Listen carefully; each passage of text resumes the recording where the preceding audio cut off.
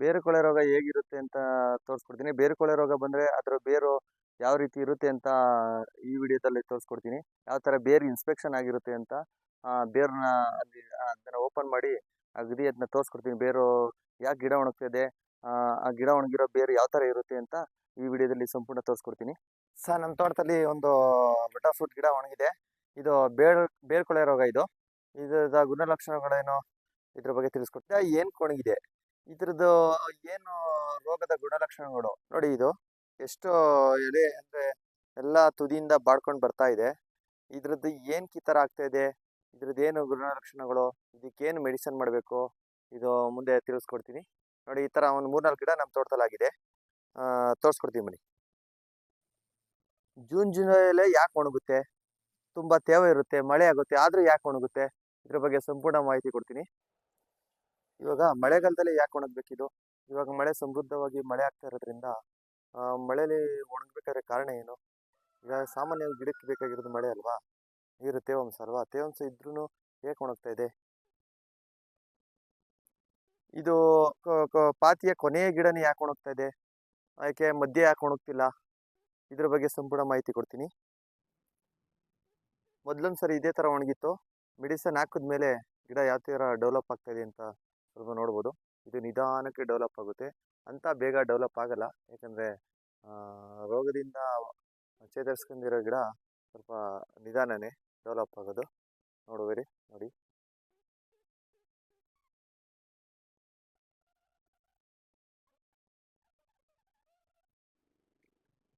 ನೋಡಿ ಫ್ರೆಂಡ್ಸ್, ನಮ್ಮ ತೋಟದಲ್ಲಿ ಹೆಚ್ಚು ಕಡಿಮೆ ಒಂದು 300-350 ಗಿಡ ನಾನು ನಾಟಿ ಮಾಡಿದ್ದೀನಿ. ಇವಾಗ ಆಲ್ರೆಡಿ 4 ಇಯರ್ ಆಯಿತು. ಕ್ರಾಪ್ ಎಲ್ಲ ಕಟ್ ಮಾಡಿ ಹಾಕಿದ್ದೀನಿ ಆಲ್ರೆಡಿ. ಇನ್ನೊಂದು ಸ್ವಲ್ಪ ಅಲ್ಲಲ್ಲೇ ಇದೆ. ತುಂಬ ಚೆನ್ನಾಗಿ ಬಂದಿತ್ತು, ತುಂಬ ಚೆನ್ನಾಗಿ ಬರ್ತಾ ಇದೆ. ಆದ್ರೂ ಈ ಮಳೆಗಾಲದಲ್ಲಿ ಸ್ವಲ್ಪ ಈ ಬಟರ್ ಫ್ರೂಟ್ ಅನ್ನೋದು ತುಂಬ ಪ್ರಾಬ್ಲಮ್ಮು. ಯಾಕಂದರೆ ಅದು ಇವಾಗ ಗೊತ್ತಾಗ್ತಾ ಇದೆ ನಮಗೆ. ತುಂಬಾ ಪ್ರಾಬ್ಲಮ್ ಆಗುತ್ತೆ. ತುಂಬ ಮಳೆ ಆದ್ರೂ ಪ್ರಾಬ್ಲಮ್ಮು, ಮಳೆ ಆಗಿಲ್ಲ ಅಂದ್ರೂ ಪ್ರಾಬ್ಲಮ್ಮು. ಅದರಿಂದ ಇದನ್ನು ತುಂಬ ನೋಡಿ. ಇದು ಜುಲೈ 28 ತಾರೀಕು. ಈ ತುಂಬ ಮಳೆ ಮಳೆ ಬಿಡುವು ಕೊಡದೇನೆ ಒಂದು 10 ದಿನದಿಂದ ಕಂಟಿನ್ಯೂ ಮಳೆ ಆಗ್ತಾ ಇದೆ. ಅದರಿಂದ ಸ್ವಲ್ಪ ಗಿಡ ನಮಗೆ ಡ್ಯಾಮೇಜು ಕಾಣ್ತಾ ಇದೆ. ಇದರಲ್ಲಿ ನೋಡಿ, ಈ ಗಿಡ ಎಷ್ಟು ತುಂಬ ಚೆನ್ನಾಗಿ ಬರ್ತಾ ಇದೆ. ಇಂಥ ಗಿಡನೇ ನಮ್ಮದು ಒಣಗ್ಬಿಡುತ್ತೆ ಇದ್ದಕ್ಕಿದ್ದಾಗೆ. ಕಾರಣ ಏನು ಅಂತ ನಮಗೂ ಅರ್ಥ ಆಗ್ತದೆ. ಒಂದು 300-350 ಗಿಡ ಇದೆ. ಇದು ಆಲ್ರೆಡಿ ಕ್ರಾಪು ಸ್ವಲ್ಪ ಲೈಟಾಗಿ ಬಂದಿತ್ತು ಈ ಸರಿ. ಸ್ವಲ್ಪ ಹೋದ ಸರಿ ನಾವೇ ಕಟ್ ಮಾಡಿ ಬಿಸಾಕ್ಬಿಟ್ಟಿದ್ವಿ. ಹೂವು ಎಲ್ಲ ನಾವೇ ತೆಗ್ದಿದ್ವಿ. ಏಕೆಂದರೆ ಗಿಡ ಸ್ವಲ್ಪ ಮೈನರಲ್ಲಿ ಕ್ರಾಪ್ ಬಂದರೆ ಗಿಡ ಮುಂದೆ ನಮಗೆ ಡ್ಯೂರಬಿಲಿಟಿ ಬರೋಲ್ಲ, ಅಂದರೆ ಇಂಪ್ರೂವ್ ಆಗೋಲ್ಲ. ಫಸ್ಟೇ ಅದಕ್ಕೋಸ್ಕರ ನಾವು ಕ್ರಾಪ್ನ ತೆಗ್ದಾಕಿ ಹೂವೆಲ್ಲ ತೆಗ್ದು ಬಿಸಾಕಿದ್ವಿ. ಈ ಸಾರಿ ಸ್ವಲ್ಪ ಲೈಟಾಗಿ ಬಿಟ್ಟಿದ್ವಿ. ಲೈಟಾಗಿ ನೋಡಿ ಮಾಡಬೇಕು, ತುಂಬ ಹೈಟಿಗೆ ಬೆಳೆದ್ಬಿಟ್ಟಿದೆ. ಅದರಿಂದ ಒಂದು 350 ಗಿಡದಲ್ಲಿ ಸ್ವಲ್ಪ ಒಂದು ಡ್ಯಾಮೇಜ್ ಬಂದಿದೆ. ಇವಾಗ ಮಳೆ ಆಗ್ತಾ ಇರೋದ್ರಿಂದ ತುಂಬ ಶೀತಾಂಶ ಜಾಸ್ತಿ ಆಗಿದೆ. ಅದರಿಂದ ಮಳೆ ಆಗ್ತಾಯಿದೆ. ಅದರಿಂದ ಗಿಡ ಬೇರು ಕೊಳೆ ರೋಗ ಅಂತ ಇದು ಮೇಜರ್ ಪ್ರಾಬ್ಲಮ್ ಇದಕ್ಕೆ. ಅದು ಇದನ್ನು ಹೇಗೆ ತಡೆಗಟ್ಟಬೇಕು ಅಂತ ನಮಗೂ ಗೊತ್ತಾಗ್ತಿಲ್ಲ. ನೋಡಿ, ಈ ಕಾಯಿ ಬಂದು ಒಂದು 600 ಗ್ರಾಮ್ ಬರುತ್ತೆ. ತುಂಬ ಇದೇ ಥರ ನಮ್ಮದು ಬಿಟ್ಟಿತ್ತು. ಸುಮಾರು ಕೊಟ್ವಿ, ಕಿತ್ತಿ. ತುಂಬ ಚೆನ್ನಾಗಿ ಇಳುವರಿ ಅಂತೂ ನಮ್ಗೆ ತುಂಬ ಚೆನ್ನಾಗಿ ಬರ್ತಾಯಿದೆ. ಒಂದು ಕಾಯಿ 700 ಗ್ರಾಮ್ ತನಕ ಬರ್ತಾಯಿದೆ. ತುಂಬ ಇದು ಹಣ್ಣಾದರೆ ಪರ್ಪಲ್ ಕಲರ್ ಬರುತ್ತೆ. ಪರ್ಪಲ್ ಕಲರ್ ಬಂದು ಎಲ್ಲ ಕಟಾವ್ ಆಗ್ಬಿಟ್ಟಿದೆ ಲಾಸ್ಟ್. ಇದು ಪರ್ಪಲ್ ಕಲರ್ ತುಂಬ ಕೀಪಿಂಗ್ ಕ್ವಾಲಿಟಿ ಜಾಸ್ತಿ ಇದೆ. TKD1 ಅಂತ ಇದು ತಳಿ. ಇದು ಕೀಪಿಂಗ್ ಕ್ವಾಲಿಟಿ ತುಂಬ ಚೆನ್ನಾಗಿದೆ. 50% ಗಿಡ ಡೆತ್ ಆಗಿದೆ. ಮ್ಯಾಕ್ಸಿಮಮ್ 50% ಡೆತ್ ಆದರೆ ಮಾತ್ರ ಇದನ್ನ ಬದುಕಿಸ್ಕೋಬೋದು ಈ ಗಿಡನ. ಮ್ಯಾಕ್ಸಿಮಮ್ 70% 80% ಡೆತ್ ಆದ ಗಿಡನ ಯಾವುದೇ ಕಾರಣಕ್ಕೂ ಬದುಕಿಸೋಕ್ಕಾಗಲ್ಲ. ಅದರಿಂದ ಮೆಡಿಸಿನ್ ತಂದಿದ್ದೀನಿ, ತೋರಿಸ್ಕೊಡ್ತೀನಿ ಯಾವ ಥರ ಮಾಡಬೇಕು ಅಂತ. ಮುಂದೆ ನೋಡಿ. ಇನ್ಸ್ಪೆಕ್ಷನ್ ಆಗಿರೋ ಗಿಡದ ಬೇರು ಯಾವ ಥರ ಇರುತ್ತೆ, ಅದು ಯಾವ ಥರ ನಾವು ತಿಳ್ಕೊಳ್ಳೋದು, ಇದಕ್ಕೆ ಇನ್ಸ್ಪೆಕ್ಷನ್ ಆಗಿದೆ ಅಂತ. ಅದನ್ನ ಬೇರನ್ನು ಸಂಪೂರ್ಣ ನಿಮಗೆ ಬೇರನ್ನೆಲ್ಲ ತೋರಿಸ್ಕೊಡ್ತೀನಿ. ಅದನ್ನ ಓಪನ್ ಮಾಡಿ, ದಯವಿಟ್ಟು ವಿಡಿಯೋ ಸ್ಕಿಪ್ ಮಾಡ್ದೇನೆ ನೋಡಿ. ಇದು ನೋಡಿ, ರೆಡಿಮೋಲ್ಡ್ ಗೋಲ್ಡ್ ಅಂತ. ಇದನ್ನ 2 gram per litre 2 gram per ಲೀಟ್ರಿಗೆ ಇದನ್ನು ಹಾಕಿ. ಈ ಥರ ಪೌಚ್ ಇರುತ್ತೆ, ಇದನ್ನು 2 ಲೀಟ್ರ್ ಪರ್ ಗ್ರಾಮ್ಗೆ ಅದನ್ನು ಹಾಕಬೇಕು. ಇದನ್ನು ಚೆನ್ನಾಗಿ ಮಿಕ್ಸ್ ಮಾಡಬೇಕು. ಇದು ಒಂದು ಬೇರು ಕೊಳೆ ರೋಗಕ್ಕೆ ಉತ್ತಮವಾದ ಔಷಧಿ ಅಂತ ನಮ್ಮ ತಿಳಿದಂಥ ತಜ್ಞರುಗಳಿದ್ದಾರೆ. ತುಂಬ ಕಾಸ್ಟ್ಲಿ ಇದು ಕಾಸ್ಟ್ಲಿನೇ. ಅದರಲ್ಲಿ ಕೆಲವರೆಲ್ಲ ಮೆಡಿಸನ್ ಅಂಗಡಿಯವರು ತುಂಬ ಕಾಸ್ಟ್ಲಿ ಮೆಡಿಸನ್ ಹೇಳ್ತಾರೆ. ಅದನ್ನೆಲ್ಲ ಮಾಡೋಕ್ಕೆ ಇದೊಂದ್ಸರಿ ನೀವು ಯಾರೇ ಬೇರು ಕೊಳೆ ರೋಗ ಇರೋರು ಇದನ್ನು ಒಂದ್ಸರಿ ಟ್ರೈ ಮಾಡಿದ್ರೆ ಇದು ಅವಾಯ್ಡ್ ಆಗುತ್ತೆ ಅಂತ ನಾನು ತಿಳ್ಕೊಂಡಿದ್ದೀನಿ. ಯಾಕಂದರೆ ನನಗೆ ರಿಸಲ್ಟ್ ಬಂದಿದೆ, ಅದರಿಂದ ನಾನು ತೋರಿಸ್ಕೊಡ್ತಿದ್ದೀನಿ. ನೋಡ್ಕೊಳ್ಳಿ, ರೆಡಿಮಿಲ್ ಗೋಲ್ಡ್ ಅಂತ, ರೆಡಿಮಿಲ್ ಗೋಲ್ಡ್ ಅಂತ. ಇದು ದಯವಿಟ್ಟು ಎಲ್ಲ ಮೆಡಿಸನ್ ಅಂಗಡಿಲಿ ಸಿಗುತ್ತೆ. ಇದನ್ನು ಸುತ್ತ ಈ ಥರ ಸ್ವಲ್ಪ ಬೇರನ್ನು ಸುತ್ತ ಬಿಡಿಸ್ಕೊಂಡು, ಸುತ್ತ ಬೇರು ಬಿಡಿಸ್ಕೊಳ್ಳಿ. ಸುತ್ತ ಅದು ಬೇರು ಕಾಣೋ ಥರ ಸ್ವಲ್ಪ ರೌಂಡ್ ಶೇಪಲ್ಲಿ ಇದನ್ನು ಬೇರು ಬಿಡಿಸ್ಕೊಂಡು, ಇದಕ್ಕೆ ಒಂದು ಗಿಡಕ್ಕೆ ಒಂದು 2 ಲೀಟ್ರ್ ಹಾಕಿ. ಒಂದು ಗಿಡಕ್ಕೆ 2 ಲೀಟ್ರ್ ಹಾಕೋದ್ರಿಂದ ಒಂದು ಗಿಡಕ್ಕೆ 4 ಗ್ರಾಮ್ ಬೀಳುತ್ತೆ. ಯಾಕಂದರೆ ನೀವು ಹಾಕ್ಬೇಕಾದ್ರೆ ತೇವ ಇದ್ದರೆ ಅದು ತುಂಬ ಬೇಗ ಬೇರುಗಿಳಿಯುತ್ತೆ. ಇಲ್ಲಿ ತೋರಿಸ್ಕೊಡ್ತೀನಿ ಬೇರು ಯಾವ ಥರ ಕಪ್ಪಾಗಿದೆ, ಇನ್ಫೆಕ್ಷನ್ ಆಗಿದೆ ಬೇರಿಗೆ ಯಾವ ರೀತಿ ಆಗಿದೆ ಅಂತ ನಿಮಗೆ ಇಲ್ಲಿ ತೋರಿಸ್ಕೊಡ್ತೀನಿ. ದಯವಿಟ್ಟು ಇದನ್ನು ಸ್ಕಿಪ್ ಮಾಡ್ದೇನೆ ನೋಡಿ.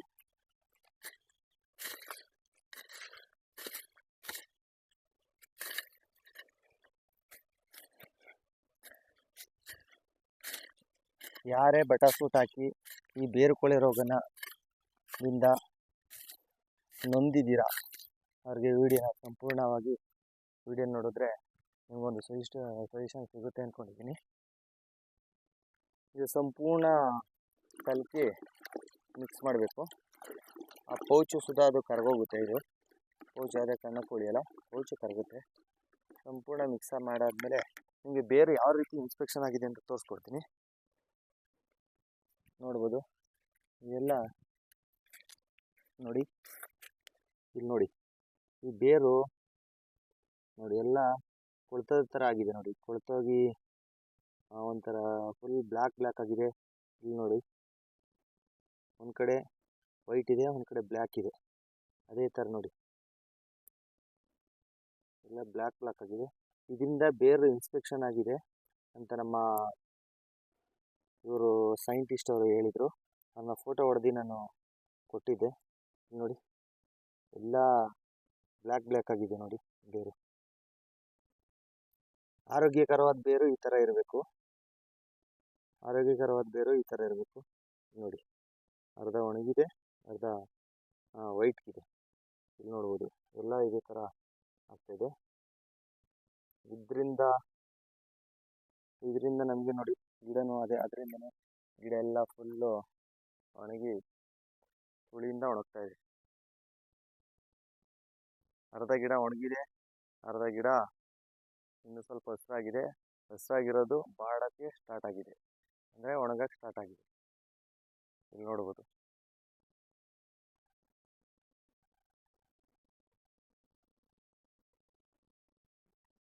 ಅದರಿಂದ ನಾವು ಇದನ್ನು ಮೊದಲನೇ ಅಂದರೆ ಬಿಗಿನಿಂಗ್ ಸ್ಟೇಜಲ್ಲೇ ನೋಡಿದ್ರೆ ಬದುಕಿಸ್ಬೋದು, ಇಲ್ಲಾಂದರೆ ತುಂಬಾ ಕಷ್ಟ ಬದುಕೋದು.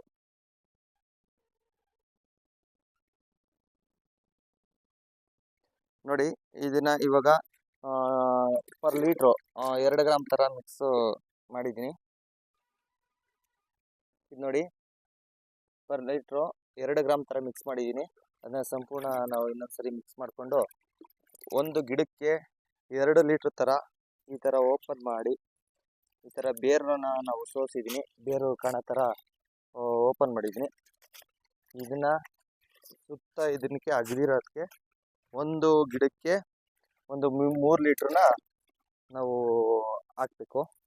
ಅದು ಹಾಕ್ಬೇಕಾದ್ರೆ ತೇವ ಇರಬೇಕು, ಯಾಕಂದರೆ ಬೇರ್ಗೆ ಈಸಿಯಾಗೆ ಅದು ಹೋಗುತ್ತೆ. ತೇವ ಇದ್ದರೆ ಈಸಿಯಾಗೆ ಬೇರ್ಗೆ ಇಮಿಡಿಯೇಟು ಸೆಟ್ ಆಗುತ್ತೆ. ಡ್ರೈ ಇದ್ದರೆ ಸೆಟ್ ಆಗಲ್ಲ. ಯಾರೇ ಮಾಡಬೇಕಾದ್ರೂ ಸ್ವಲ್ಪ ತೇವ ಇರಲಿ. ಅದನ್ನು ಸುತ್ತ ಹಾಕಿದ್ರೆ ಒಂದು 3 ಲೀಟ್ರ್ ಹಾಕಿದ್ರೆ ಅದು ಇನ್ಸ್ಪೆಕ್ಷನ್ ರಿಸಲ್ಟು ವಿತಿನ್ 1 ವೀಕು 10 ಡೇಸಲ್ಲಿ ಅದ್ರ ರಿಸಲ್ಟ್ ಗೊತ್ತಾಗುತ್ತೆ. ಅದು ಡೆವಲಪ್ ಯಾವ ಥರ ಆಗ್ತಾಯಿದೆ ಅಂತ ಗೊತ್ತಾಗುತ್ತೆ. 100% ಎಲ್ಲರೂ ಈ ಮಾದರಿಲೇ ಮಾಡಿ. ನೋಡಿ, ಇನ್ನೊಂದು ಗಿಡ, 2ನೇ ಗಿಡ ಇದು. 2 ಗಿಡಕ್ಕೂ ಹಾಕ್ತಾಯಿದ್ದೀನಿ. 2ನೇ ಗಿಡ ನೋಡಿ, ಇದು ಒಂದು 30% ಗಿಡ ಸತ್ತಿದೆ, ನೋಡ್ಬೋದು. ಇದನ್ನು ಸುತ್ತ ಸೇಮ್ ಅದೇ ಥರ ಅಗದಿದ್ದೀನಿ. ಅಗದ್ಬಿಟ್ಟು ಹಾಕ್ತೀನಿ. ಬೇರು ಕೊಳೆ ರೋಗ ಬಂದರೆ ಈ ಥರ ಗುಣಲಕ್ಷಣಗಳು. ಮೊದಲಿಗೆ ಈ ಥರ ಲೈಟಾಗೆ ಗಿಡ ಬಾಡುತ್ತೆ, ಆಮೇಲೆ ಸಂಪೂರ್ಣ ಅದು ಒಣಗೋಗುತ್ತೆ. ಮೊದಲು ಈ ಥರ ಲೈಟಾಗಿ ಎಲೆ ಎಲ್ಲ ಕೆಳಗಡೆ ಇಳಿಬಿಡುತ್ತೆ ನೋಡಿ, ಈ ಥರ ಬಾಡುತ್ತೆ. ಇದು ಈಗ ಸ್ಟಾರ್ಟ್ ಆಗ್ತಾಯಿದೆ, ರೋಗ ಬರ್ತಾಯಿದೆ ಅನ್ನೋಂಥ ಒಂದು ಗುಣಲಕ್ಷಣ ಅಷ್ಟೇ. ಗುಣಲಕ್ಷಣ ಇದು ನೋಡಿ. ಇದು ಆರೋಗ್ಯಕರವಾಗಿರೋ ಗಿಡ ಈ ಥರ ಇರುತ್ತೆ. ಈ ಥರ ತುಂಬ ಚೆನ್ನಾಗಿರುತ್ತೆ ನೋಡಿ. ಆ ಗಿಡ ನೋಡಿ, ಈ ಗಿಡ ನೋಡಿ.